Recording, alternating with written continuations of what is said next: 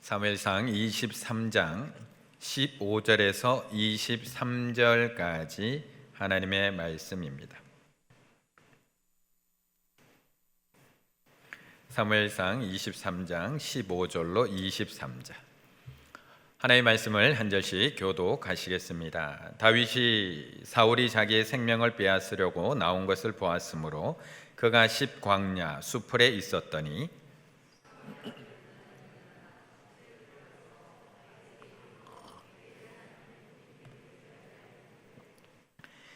곧 요나단이 그에게 이르기를 두려워하지 말라. 내 아버지 사울의 손이 내게 미치지 못할 것이요 너는 이스라엘 왕이 되고 나는 내 다음이 될 것을 내 아버지 사울도 안다 하니라.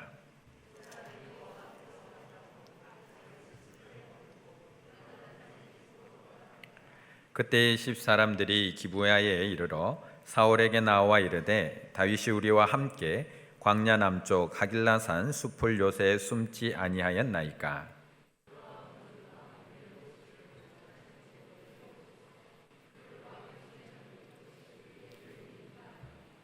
사울이 이르되 너희가 나를 긍휼히 여겼으니 여호와께 복 받기를 원하노라.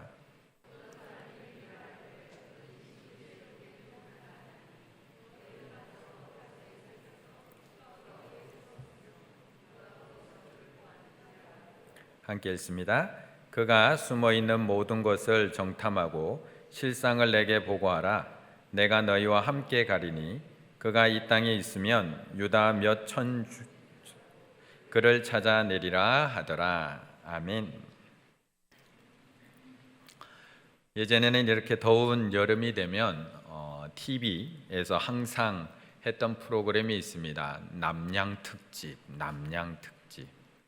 무서운 이야기를 통해서 더위를 날려보내라고 늘 TV에서 남양특집이라는 것을 이 무더운 여름에 꼭 했습니다. 특히 우리가 기억에 많이 남는 것이 전설의 고향과 같은 그런 프로그램들이 항상 이 더운 여름에 우리의 더위를 식혀 주었습니다. 아마 교회에서 수련회 가서도 여름에 수련회 가면 늘 누나와 언니와 동생들하고 친구들하고 모닥불 하나 피워놓고 저녁에 꼭 프로그램 다 끝나고 나면 또 마당에 둘러앉아서 또 모닥불을 중앙에 놓고 또 이런 얘기 저런 얘기 하다가 꼭 밤늦은 시간 되면 무슨 얘기하죠? 귀신 이야기로 마무리되는 것을 볼 수가 있습니다. 학교 귀신 이야기, 화장실 귀신 이야기, 택시 귀신 이야기, 성적 귀신 이야기.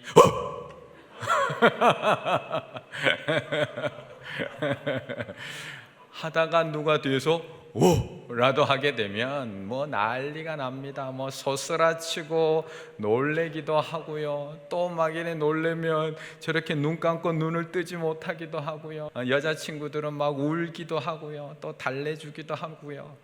왜 무서운 얘기를 하면은 그렇게 더위가 날아가는지는 모르겠지만 늘 수련의 마무리는 늘 이 귀신 이야기였던 것 같습니다. 그런데 사실 요즘은 이 귀신이 그렇게 무섭지가 않습니다. 과학이 발달해서 그런지 아니면 문화가 발달해서 그런지 이제는 사람들이 귀신 이야기, 도깨비 이야기에 그렇게 무서워하는 사람들이 별로 없는 것 같습니다. 그렇다면 요즘은 도리어 사람들이 무엇을 무서워할까요? 귀신도 안 무서워하고 도깨비도 안 무서워하고 이상하게 요즘은 도리어 귀신보다 사람을 더 무서워하는 것 같습니다. 사람을 더 무서워하는 시대가 되어버렸습니다. 예전에는 밤늦게 집에 오고자 골목길을 갈 때면 누군가 사람이 있어야지 마음이 안심이 되었습니다. 앞에 사람이 한 명이 가든지 뒤에 누군가 있어야지 그 골목길을 지나가는 그 깜깜한 골목길, 조명 하나 없는 그 골목길을 지나갈 때 누군가 사람이 있어야지 마음이 좀 안심이 되고 편안하게 그 골목길을 지나서 집으로 갈 수 있었는데 요즘은 사람이 무서워서 앞에 누가 걸어가든지 아니면 뒤에서 저벅 걸어오면 걸음이 빨라지기도 하고요. 또 때로는 멈춰 서게 되는 그런 사람에 대한 무서움을 느끼게 되는 것 같습니다. 요즘은 참 사람이 무서운 시대가 되어버렸습니다. 가끔 뉴스에서 전해지는 그런 사건 사고의 이야기를 듣고 있노라면 사람이 어떻게 저렇게까지 할 수 있을까? 사람이 어떻게 저렇게까지 잔인할 수 있을까라는 생각이 들 정도로 무서운 마음이 많이 드는 것이 사실입니다. 보험금을 타기 위해서 아내를 죽이기도 하고요. 전 남편을 수면제를 먹여서 죽이고 그 이후에 잔인하게 그 사체를 유기하기도 하고요. 수년 동안 자신의 딸에게 몹쓸 짓을 하기도 하고요. 9살 난 여자아이를 감금해 놓고 쇠사슬로 묶어놓고 손을 지지기도 하고요. 9살 난 남자아이를 그 여행용 가방 트렁크에 7시간 가두어 두었다가 죽게 만들기도 하고요. 이거는 많이 알려진 뉴스 이야기만 해도 이 정도입니다. 더 잔인한 이야기들이 많이 있는데 그런 이야기를 듣고 있노라면 야, 세상에 사람보다 무서운 것이 없구나 라고 느껴지면서 요즘은 사람이 무서운 그런 시대가 되어버렸습니다. 그런데 사실 이런 잔인한 이야기가 아니더라도 사실 우리가 상처받고 힘들어하는 이유도 사람 때문입니다. 이것은 세상의 이야기만은 아닌 것 같습니다. 우리가 살아가는 곳이 세상보다 조금 낫기는 하지만, 우리가 있는 이 교회 안도 세상보다 조금 낫기는 하지만 우리도 무엇 때문에 힘들어하고 있나요? 우리도 사람 때문에 힘들어하고 사람 때문에 상처받고 사람 때문에 실족하며 살아가고 있습니다. 우리 가운데 하나님 때문에 힘들어하는 사람 있나요? 하나님 때문에 실족하신 분 있나요? 하나님 때문에 상처 물론 조금 받기도 하지만, 응답이 조금 늦을 때면 살짝 상처받기는 하지만, 그래도 우리는 대부분 사람 때문에 실족하며 살아가고 있습니다. 사람 때문에 힘들게 하며 살아가고 있습니다. 오늘 본문에 나오는 다윗도 마찬가지입니다. 14절의 말씀을 한번 읽어볼까요? 14절입니다. 다윗이 광야의 요새에도 있었고 또 십광야 산골에도 머물렀으므로 사울이 매일 찾되 하나님이 그를 그의 손에 넘기지 아니하시니라. 아멘. 사울의 믿음이 참 무섭습니다. 사울의 이 미움, 포기할 줄 모르는 사람인 것 같습니다. 끝까지 추격하고 있습니다. 다윗이 이 정도로 와서 숨어서 지내고 있으면 그냥 모르는 척 해줄만도 합니다. 그래도 한때 자신을 위해서 악기를 연주하며 찬양을 불러주었던 다윗입니다. 그래도 나라를 위해서 골리앗에게 나아가서 싸웠던 장수이고, 자신을 위해서 나라를 위해서 한때는 용맹하게 싸웠던 장수 다윗입니다. 한때는 자신의 딸하고 결혼했던 사위였던 다윗입니다. 그러면 이 정도는 좀 눈 감아주고 도망갈 구멍은 만들어줘야 합니다. 그런데 사울은 끝까지 쫓아가고 있습니다. 광야에 있으면 광야로 쫓아가고요, 요새에 있으면 요새에 쫓아가고요, 산골에 있으면 또 산골에도 쫓아가고 있습니다. 14절의 표현을 빌리면 사울이 매일 찾되 포기할 줄 모릅니다. 매일매일 눈만 뜨면 다윗 찾아 산만리하고 있습니다. 사람의 미움이 이처럼 무서운 겁니다. 사람의 미움이 이처럼 무서운 것. 미움의 처음은 작은 것으로 시작되지만 결국은 사람은 죽이는 일까지 벌어지는 것이 미움입니다. 가인이 처음부터 아벨을 죽이려고 했을까요? 그 시작은 작은 질투와 미움에서부터 시작이 된 겁니다. 사울은 처음부터 다윗을 죽이려고 했을까요? 그 시작은 작은 질투와 미움부터입니다. 이제는 매일 찾습니다. 매일 죽이기 위해서 매일 찾아다닙니다. 그래서 요한일서 3장 15절에서는 이렇게 이야기합니다. 그 형제를 미워하는 자마다 살인하는 자니, 살인하는 자마다 영생이 그 속에 거하지 아니하는 것을 너희가 아는 바라. 형제를 미워하는 자는 곧 살인하는 자라고 말씀을 합니다. 미움이라는 것이 이렇게 무섭다는 겁니다. 누군가를 살인하는 행위와 똑같다. 시작은 작은 감정일지 모르지만 결국 사울처럼 매일 미워하게 되고 매일 죽이고 싶고 매일 찾아가 다니게 되는 것, 그것이 미움이라는 겁니다. 이런 사울의 미움과 쫓김을 매일매일 받고 살아가는 다윗은 얼마나 괴로울까요? 사울이라는 이 존재가 이 땅에 있는 것만으로도 하루하루가 살아가기 힘든데, 그 사울이 군사들을 데리고 매일 쫓아다니고 있습니다. 여기까지는 안 오겠지라고 했던 광야에도 쫓아오고요. 여기까지 안 오겠지. 요새 황무지, 동굴, 산골 가는 곳마다 쫓아오고 있습니다.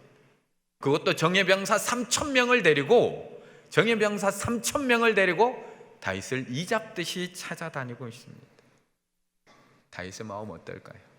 다윗의 마음, 사람 때문에 얼마나 마음의 상처가 클까요? 이 정도면 그래도 견딜만 할 것 같습니다. 뿐만 아닙니다. 다윗의 주변에는 사울처럼 무조건 미워하는 사람도 있었지만 또 다른 사람들도 있습니다. 은혜를 원수로 갚는 사람들도 있습니다. 이 12절의 말씀 함께 읽습니다. 다윗이 이르되 그일라 사람들이 나와 내 사람들을 사울의 손에 넘기겠나이까 하니 여호와께서 이르시되 그들이 너를 넘기리라 하신지라. 아멘. 사실 나를 미워하는 사람 한 명만 있어도 학교 가기 싫습니다. 나 싫어하는 사람, 미워하는 사람 한 명만 있어도 회사 가기 싫고요, 나 미워하는 사람 한 명만 있어도 교회 오기도 싫습니다. 그 한 사람이 얼마나 보고 싶지 않은지 모릅니다. 그런데 은혜를 원수로 갚는 사람들까지 다윗의 주변에는 있습니다. 정말 주변에서는 다 말렸습니다. 그 사람들 도와주지 말라고 주변에서는 다 말렸습니다. 그런데도 하나님 앞에 기도하고 묻고 또 묻고 가서 구해 주었습니다. 자신의 목숨뿐만 아니라 부하들의 목숨까지 다 걸고 쫓아가서 블레셋 사람들과 목숨을 걸고 싸워서 그들을 구원해 줬습니다. 그런데 돌아오는 것은 배신과 배반입니다. 바로 배반합니다. 사울이 내려온다고 하자마자 배반할 거라고 하나님께서 말씀해 주고 있습니다. 사람 너무 무섭지 않나요? 너무 무섭지 않나요? 머리 검은 짐승은 거두지 말라. 왜 옛 어른들이 이야기했는지 조금은 이해되기도 하는 것 같습니다. 나를 미워하는 사람이 어쩔 수 없지만 정말 나의 모든 것을 다 걸어서 도와주고 살펴주고 구원해 줬는데 이렇게까지 뒤통수를 치면 정말 사람 이제 더 이상 믿을 수 없다. 이제 더 이상 어떻게 사람을 더 이상 믿고 살아가? 이렇게 되는 것이 우리들의 마음입니다. 여기까지도 괜찮습니다. 여기까지도 그래도 견딜만 합니다. 그런데 더한 사람도 또 등장을 합니다. 19절 20절의 말씀, 두 절의 말씀 함께 읽겠습니다. 그때에 십 사람들이 기브아에 이르러 사울에게 나와 이르되 다윗이 우리와 함께 광야 남쪽 하길라산 숲을 요새에 숨지 아니하였나이까. 그러한즉 왕은 내려오시기를 원하시는 대로 내려오소서. 그를 왕의 손에 넘길 것이 우리의 의무니라 하니. 아멘.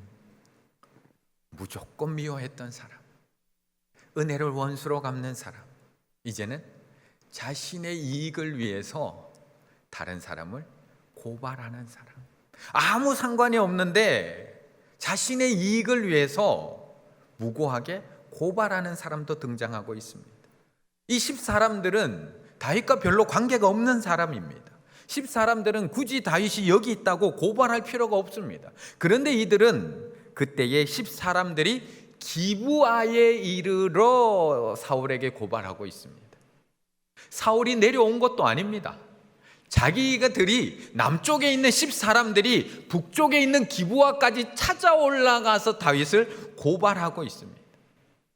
이번 기회를 통해서 어떻게든 사울에게 잘 보여서 뭔가를 얻어내기 위해서 10사람들은 여기에 숨어있는 다윗을 고발하고 있습니다.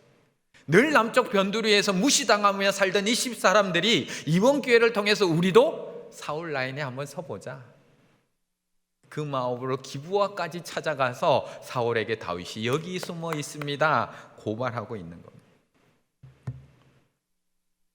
다윗, 세상이 얼마나 무서울까요? 사람이 얼마나 무서울까요? 자신을 죽이기 위해서 매일매일 찾아다니는 사울이 있고, 생명을 걸고 구해 주었지만 한순간에 배신해버린 그일라 사람들이 있고, 나와는 아무런 관계가 없음에도 불구하고 자신의 이익을 위해서 무고한 사람을 고발하는 이 10사람들이 있는데, 다윗의 마음은 얼마나 힘들고 사람이 무서울까요? 우리는 아마 이 가운데 한 명만 있어도 난리가 났을 겁니다. 이 세 종류 중에 한 명만 내 주위에 있어도 아마 난리가 났습니다. 못 살게, 이 사람 때문에 내가 못 살겠다고, 내가 힘들다고, 저 사람 좀 어떻게 좀 해달라고, 내가 저 사람 때문에 교회를 못 나오겠다고, 내가 저 사람 때문에 진짜 신앙생활을 못했다고 벌써 누군가를 찾아가서 얘기했을 거고, 구역장님을 붙들고 좀 사정했을 거고요, 목사님하고 아마 3번 4번 상담은 이미 진행했을 겁니다. 집에서도요, 직장에서도요, 학교에서도요, 교회에서도요. 한 사람만 있어도 우리는 힘겨워하는 것이 우리들입니다. 이 한 명 때문에 학교 가기 싫고요, 직장 가기 싫고요, 교회 오기 싫은 것이 사람입니다. 그런데 다윗은 어떻게 이런 사람들 사이에서 견뎌낼 수 있었을까요? 한 명도 아니고 3종 세트, 이런 무서운 사람들 속에서 어떻게 다윗은 견뎌낼 수 있었을까? 16절의 말씀 함께 읽어볼까요? 16절입니다. 사울의 아들 요나단이 일어나 수풀에 들어가서 다윗에게 이르러 그에게 하나님을 힘있게 의지하게 하였는데. 아멘. 우리는 늘 한 사람 때문에 힘들어하고 보고합니다. 나를 이유 없이 미워하는 한 사람, 은혜를 원수로 갚는 한 사람, 자신의 이익 때문에 무고하게 고발하는 그 한 사람. 그런데 우리가 조금만 마음의 여유를 가지고 주변을 돌아보면 우리 주변에 무서운 사람만 있는 것은 아닙니다. 무서운 사람만 있는 것은 아닙니다. 오늘 본문에 나오는 위로자, 격려자, 영적 동력자인 요나단과 같은 사람도 있습니다. 그는 이 위험천만한 상황 속에서도 다윗을 찾아왔습니다. 자신의 아버지 사울이 다윗을 죽이려고 하는 이런 위험한 상황 속에서도 그 먼 길을 달려 내려와서 다윗의 손을 잡아주고 있습니다. 다윗을 위로하고 있습니다. 그의 손을 잡고 이렇게 위로를 합니다. 하나님을 힘있게 의지하라고 위로합니다. 두려워하지 말고 용기를 불어넣어주고 있습니다. 너는 이스라엘 왕이 되겠고, 네가 먼저 이스라엘 왕이 되겠고 나는 너의 다음이 될 것이라고 다시 한번 그 약속을 확인하고 있습니다. 두 사람이 여호와 앞에서 언약하고 하나님 앞에서 이 두 사람이 다시 약속을 확인하고 있는 것을 볼 수가 있습니다. 이런 사람 한 명만 있으면 되는 거 아닌가요? 이런 사람 한 명만 있으면 그래도 견뎌낼 만하지 않은가요? 나를 끝까지 믿어주는 한 사람, 그 큰 위험을 무릅쓰고 나에게 달려와 준 그 한 사람, 하나님의 이름으로 위로해주고 하나님의 이름으로 격려해주고 하나님을 힘입어 다시 일어나게 해주는 그 한 사람, 한 명으로는 부족하신가요? 아직도 코로나 때문에 좀 조심스러운 기간이긴 합니다. 또 이제 문자로 또 서충주에 다녀가셨다고 그렇게 지금 문자가 뜨고 있어서 또 주의하고 경계하고 조심하고 있는 그런 기간이지만, 지난 코로나 기간 교회도 못 나오는 그 강력한 사회적 거리두기 한 기간이 불과 몇 달 전에 우리가 지나갔습니다. 그 기간에 우리는 참 많이 힘들었습니다. 바이러스에 감염될까 봐도 두려웠지만 혹시 내가 감염되어서 또 누군가에게 피해를 입히지 않을까, 가족에게 피해를 입히지 않을까, 또한 교회에 피해를 입히지 않을까, 회사에 피해를 입히지 않을까, 여러 가지 걱정하고 노심초사했던 그런 기간입니다. 그런데 그 기간에 모두가 두렵고 모두가 떨리는 기간입니다. 그런데 그렇게 두렵고 떨리는 그 기간 속에서 구역 식구들이 걱정되고 구역 식구들이 염려되어서 집집마다 담임 구역장님들도 계십니다. 2달씩 이렇게 길어지니까 그냥 전화로만 매일 안부 묻고 일주일에 한 번 안부 묻고 그냥 전화로만 위로하고 격려하다가 너무 길어지니까 가래떡 뽑아가지고 자기 구역 식구들 집집마다 다니면서 문에 걸어주고 그 작은 가래떡 하나로 위로해주고 격려해주고, 또 이 기간 힘들지만 잘 격려내자고 또 위로 전화 한 통을 해주고, 그럼 우리 구역장님 권찰님들도 계십니다. 우리 주변에 무서운 사람들도 많지만 이렇게 위험한 상황 속에 있지만 끊임없이 자신의 양들을 돌보고 자신의 주변에 있는 사람을 돌보고 또 우리 학생들을 돌보는 우리 교사들, 우리 부역장님들, 권찰님들 많이 있습니다. 이런 분 한 명, 이런 분 한 분, 그러면 견딜만 하지 않은가요? 아무리 힘들고 어려운 기간이지만 그래도 찾아와서 손잡아 줄 수 있는 한 명, 위로해 줄 수 있는 한 명, 그 믿음의 동력자 한 명만 있으면 되는 거 아닐까요? 그런데 사실 우리의 눈은 10명의 위로자보다 한 명의 핍박자에게 집중하게 되는 것이 우리의 눈인 것 같습니다. 저도 마찬가지입니다. 아무리 많은 위로자가 있어도 나에게 싫은 소리 하는 한 명이 항상 눈에 거슬리고요, 그 사람 소리가 마음에 거슬리는 것이 사람인 것 같습니다. 그리고 결국 그 미워하는 한 사람 때문에 모든 것을 포기하게 되는 것이 사람인 것 같습니다. 그래서 하나님께서는 우리에게 한 명만 붙여주시지 않습니다. 오늘 본문에서도 한 명만 준비해 놓지 않으셨습니다. 하나님께서는 이미 다윗 주변에 다윗을 믿고 따르는 600명이나 되는 부하들을 이미 붙여주셨습니다. 그들은 동굴에서부터 지금까지 늘 함께하고 있습니다. 그 일날을 치자고 할 때 모두가 반대했습니다. 내가 하나님한테 물었는데 그 일날 치자라고 했을 때 그 600명의 사람들은 지금 우리의 상황은 그게 아닙니다. 우리 코가 석자인데 누굴 돕습니까? 안 됩니다라고 반대했던 사람입니다. 하지만 다윗이 하나님 앞에 다시 묻고 그 일날을 향하자고 했을 때 그들은 끝까지 함께 했던 사람들입니다. 목숨을 걸고 다윗과 함께 블레셋과 싸웠던 사람들, 단 한 명도 도망가지 않았습니다. 끝까지 다윗 곁에서 다윗을 지켜줬던 사람들, 지금도 마찬가지입니다. 그렇게 구원해 준 그 일라가 배신을 합니다. 그렇게 자신들이 목숨을 걸고 구해줬던 그 일라가 배반을 했습니다. 이때 이 600명의 마음은 어땠을까요? 그 일라가 미웠을까요? 다윗이 미웠을까요? 다윗 밉지 않았을까요? 그렇게 돕지 말자고 했는데 도왔는데 돌아오는 것이 배신이고 배반이라면 다윗 밉지 않았을까요? 거보라고, 우리가 돕지 말자고 하지 않았냐고, 왜 도와서 일을 이렇게 크게 만드냐고, 다윗은 마음이 약한 게 문제라고 그 얘기 하지 않았을까요? 거기다가 이제는 잡히기 일보 직전입니다. 잡히기 일보 직전.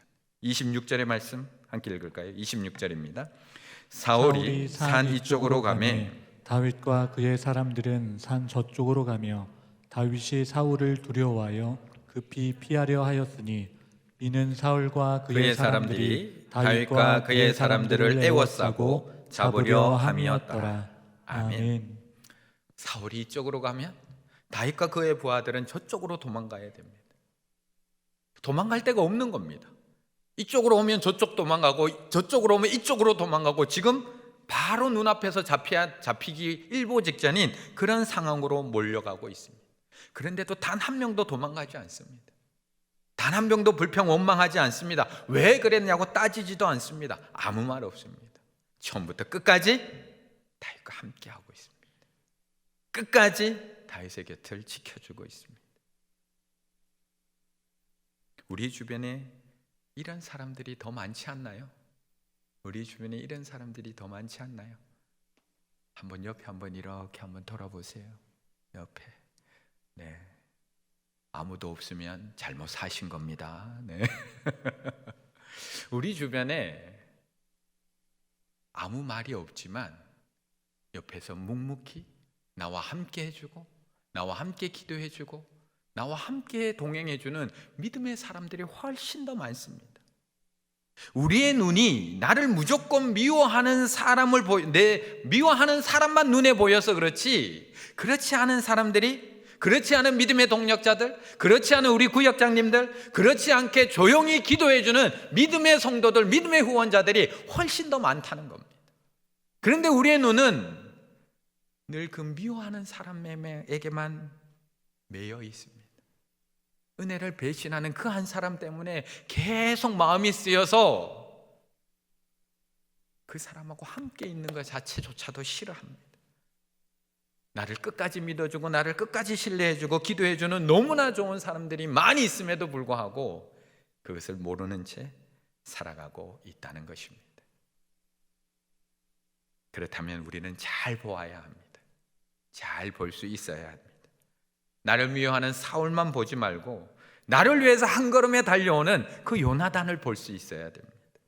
은혜를 원수가로 갚는 그 일라 사람들만 보지 말고 오늘도 나를 믿어주고 오늘도 나를 신뢰해주면서 조용히 기도해주고 격려해주고 위로해주는 그 믿음의 사람들, 믿음의 동력자들을 볼 수 있어야 한다는 겁니다.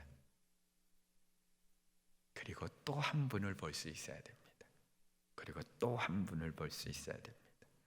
사람으로 인해서 너무 무서운 세상 속에서 우리가 꼭 볼 수 있어야 되는 한 분, 27절, 28절의 말씀 함께 읽습니다. 전령이 사울에게 와서 이르되 급히 오소서, 블레셋 사람들이 땅을 침노하나이다. 이에 사울이 다윗 뒤쫓기를 그치고 돌아와 블레셋 사람들을 치러 갔으므로 그것을 셀라 하만 누곳이라 칭하니라. 아멘. 우리 주변에는 사울도 있고요, 요나단도 있습니다. 우리 주변에는 그일라처럼 배신하고 배반한 사람도 있지만 600명의 용사처럼 늘 조용히 묵묵히 나와 함께 해주는 사람도 있습니다. 중요한 것은 내가 누굴 보고 살아가느냐라는 것입니다. 매일 나를 괴롭게 하고 힘들게 하는 사람을 바라보며 가면 하루도 살고 싶지 않습니다. 학교도 가기 싫고 회사도 교회도 가고 싶지 않습니다. 교회에 와서도 그 사람밖에 눈에 안 보입니다. 수백 명의 사람들이 나를 반갑게 맞아주고 손잡아주고 서로 그렇게 좋아해 주는데도 불구하고 내가 미워하는, 나를 미워하는 그 한 사람이 있으면 그 사람밖에 안 보입니다. 그 사람은 저 멀리 앉아 있는데도 이상하게 그 사람 숨소리까지 다 들립니다. 그 사람이 은혜 받는 것처럼 느껴지면 기도도 안 됩니다. 말씀도 안 들립니다. 그게 사람이라는 겁니다. 우리는 사울이 아니라 요나단을 보며 살아가야 합니다. 나를 미워하는 사람 아니라 격려해주고 나를 위해서 여기까지 달려와 준 요나단을 보며 더욱더 힘을 내야 합니다. 그런데 오늘 요나단이 위로하는 그 위로를 정확하게 잘 봐야 합니다.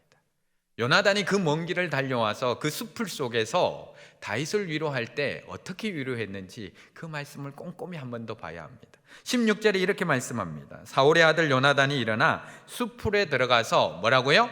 다윗에게 이르되 그에게 하나님을 힘있게 의지하게 하였는데, 하나님을 힘있게 의지하게 하였는데, 이것을 원어로 직역을 해보면 이렇게 나옵니다. 그리고 그는 다윗의 손을 하나님 안에서 강하게 하였다. 그리고 그는 다윗의 손을 하나님 안에서 강하게 하였다라고 말씀하고 있습니다. 지금 다윗은 지칠 대로 지쳐 있다는 겁니다.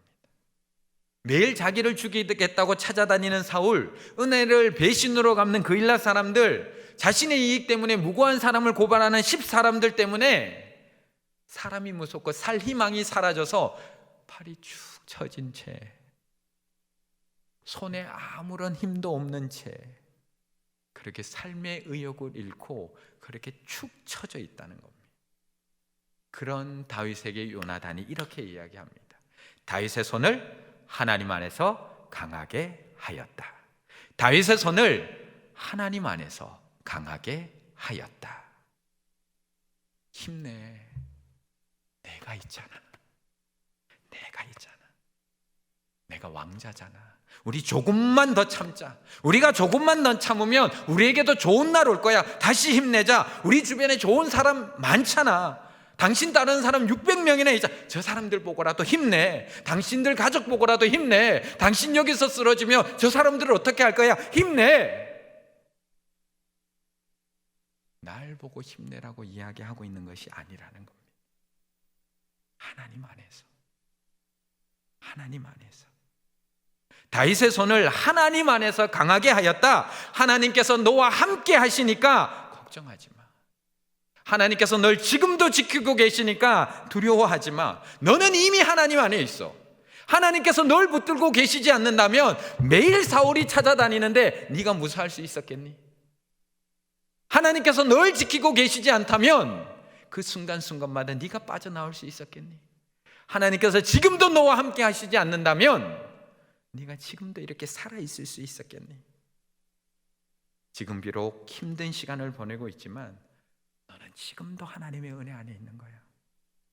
너는 지금도 하나님께서 널 붙들고 있는 거야. 하나님 안에서 손을 강하게 하라고 위로하고 있습니다. 도망하는 그 매 순간마다 너와 함께 하시고 너를 인도하시고 너를 지키시는 하나님을 보고 힘을 내라고 이야기하고 있습니다. 너는 지금 버려진 것만 같겠지만 그렇지 않다는 겁니다. 가드에서도 동굴에서도 광야에서도 계곡에서도 그 위험한 순간순간마다 널 지키고 있는 분이 누구인지를 다시 기억을 해. 그리고 다시 힘을 내. 다시 손을 강하게 해. 라고 위로하고 있는 것입니다. 우리의 위로가 세상 사람들과 똑같이 사람의 위로일 때가 너무나 많이 있습니다. 나를 봐. 내가 있잖아. 내가 너하고 함께 있잖아. 내가 너 이렇게 힘들 때 달려왔잖아. 물론 중요합니다. 하나님께서는 사람을 통해서 일하시기 때문에 물론 그 손길도 중요하고요, 그 위로도 중요하고요, 그 격려, 큰 위로가 되고 격려가 됩니다. 하나님은 분명 사람을 통해서 일하십니다. 하지만 그 사람까지만 본다면, 그 사람까지만 볼 수 있다면 결국 또 넘어질 수밖에 없습니다. 또 넘어질 수밖에 없습니다. 우리는 사람을 넘어서 하나님까지 볼 수 있어야 됩니다. 우리는 나를 위하는 사람을 넘어서 나와 함께 있는 사람을 봐야 하지만 나와 함께 해주는 사람을 넘어서 그 뒤에서 일하고 계신 하나님을 볼 수 있어야 합니다. 우리는 나를 배신하는 사람을 넘어 나와 함께 해주는 사람도 보아야 하지만 나와 함께 해주는 600용사를 넘어서 그 뒤에서 일하고 계시는 하나님을 볼 수 있어야 됩니다. 그럴 때에 우리는 다시 일어날 수 있고요, 그럴 때에 우리는 다시 달려갈 수 있고요, 그럴 때에 우리는 다시 힘을 내서 강하게 될 수 있는 것입니다. 이처럼 나를 위해서 일하고 계신 하나님의 모습을 어디서 보여주고 있느냐?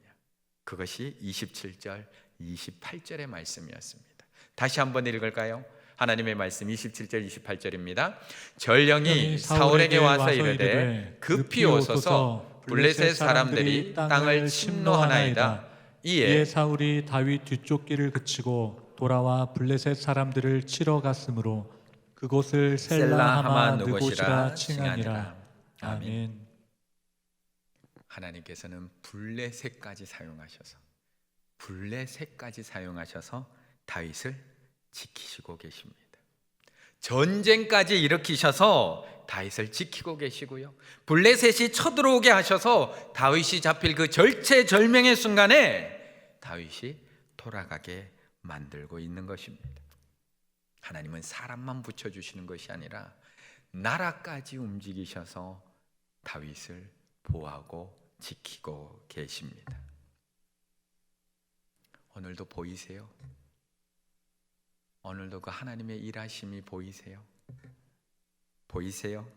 오늘도 역사하고 계시는 그 하나님의 역사가 보이세요? 오늘도 우리를 품고 계시는 그 하나님의 품이 보이세요? 우리의 팔을 강하게 하고 계시는 그 하나님의 능력이 보이세요? 오늘 이 자리에 사람이 무서워서 오신 분들 분명히 있을 것 같습니다. 사람에게 상처받아서 이 자리에 오시고 사람에게 치여서 이 자리에 오신 분들 분명히 있을 겁니다. 세상은 그런 사람들로 넘쳐나는 곳입니다. 우리가 살아가는, 발을 딛고 살아가는 이 세상은 이유 없이 미워하는 사람들, 은혜를 원수로 갚는 사람들, 자신의 이익을 위해서 무고한 사람을 고발하는 사람들 넘쳐나고 있습니다. 그들만 바라보면 이 세상 무서워서 살아갈 수 없습니다. 하지만 하나님은 그런 사람들에게 지쳐있고 그런 사람들에게 힘들어하고 있는 우리들에게 위로의 사람들을 보내주셨습니다. 격려의 사람들, 조용히 함께 해주는 믿음의 동력자들을 이렇게 많이 보내주셨습니다. 단지 우리가 그 무서운 사람들에게만 집중하다 보니까 지금 내 옆에서 나와 함께 해주고 나를 위로해주고 날 위해서 기도해주는 사람을 못 보고 있어서 그렇지, 오늘도 하나님께서는 이렇게 함께 기도할 수 있는 이 많은 믿음의 동력자들을 이렇게 많이 보내주고 계십니다. 우리는 서로에게 믿음의 동력자들입니다. 힘들 때 서로 격려해 주셔야 되고요. 이렇게 코로나로 힘겹고 어려울수록 서로를 위해서 더 많이 기도해 주는 요나단과 같은 존재들, 600명의 용사들과 같은 존재들입니다. 그래서 우리는 나를 위해서도 기도해 줘야 하지만 서로를 위해서도 늘 기도해 주셔야 합니다. 원수들로 가득한 이 세상에 우리가 승리하며 살아갈 수 있는 방법은 서로가 서로에게 요나단이 되어주는 것입니다. 서로가 서로를 위해서 끊임없이 기도해주고 격려해주고 위로해줄 때 우리는 이 세상을 힘겹지만 이기며 살아갈 수 있는 것입니다. 그런데 우리가 끝까지 강해지기 위해서, 끝까지 승리하기 위해서는 우리의 시선이 요나단에서만 멈춰서는 안 됩니다. 우리의 시선이 요나단을 넘어서 그 뒤에서 일하고 계시는 하나님을 볼 수 있어야 됩니다. 그 뒤에서 역사하고 계시는, 그 뒤에서 다윗을 지키고 보호하기 위해서 블레셋까지 움직이고 계시는 그 하나님을 볼 수 있을 때 우리는 다시 강해질 수 있는 것입니다. 오늘 이 밤 그 우리를 위해서 일하시는 하나님을 볼 수 있기를 바라겠습니다. 오늘 이 밤 나를 위해서 이 좋은 믿음의 사람들을 보내주신 하나님, 오늘도 내가 알지 못하지만 이 나라와 이 민족을 움직이시고 때로는 원수까지도 움직이셔서 나를 지키시고 보호하시는 그 하나님을 볼 수 있는 은혜의 밤 되시기를 바라겠습니다. 어쩌면 우리가 코로나 가운데 있지만 이 코로나를 통해서도 어쩌면 우리를 지키고 우리의 믿음을 더욱더 강하게 하시고 하나님만 바라보게 하시는 그 하나님의 손길을 바라볼 수 있는 우리 충일의 가족들 다 되시기를 간절히 바라겠습니다.